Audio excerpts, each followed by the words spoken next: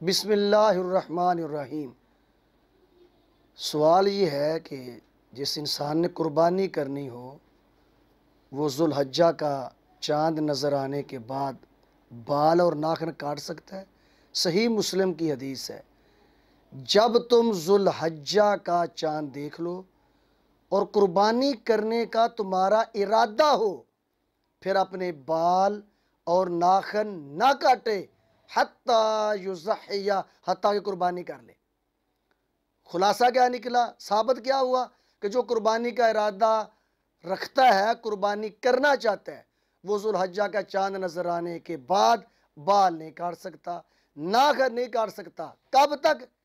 कुर्बानी करने तक। कुर्बानी ज़बह करेगा फिर वो नाखून काटेगा, कुर्बानी ज़बह करेगा फिर वो बाल काटेगा। ये घर के सब अफराद के लिए है, सिर्फ घर के बड़े आदमी के लिए नहीं है, पूरे घर की तरफ से कुर्बानी होती है। तो जिस घर में कुर्बानी होनी है ना, पूरे घर के अफराद पर फर्ज है कि जुल्हज्जा के चांद नजर आने के बाद बाल ना काटें, नाखून ना काटें। उनका जानवर ज़बह हो जाए, कुर्बानी कर ले फिर काट ले। अक्सर भाई ईद की नमाज पढ़ के आगे काट लेते हैं, ये गलत है। कुर्बानी पहले दिन ज़बह करें, दूसरे दिन ज़बह करें, तीसरे दिन ज़बह करें। कुर्बानी ज़बह होने के बाद बाल काटे जा सकते हैं और नखर काटे जा सकते हैं।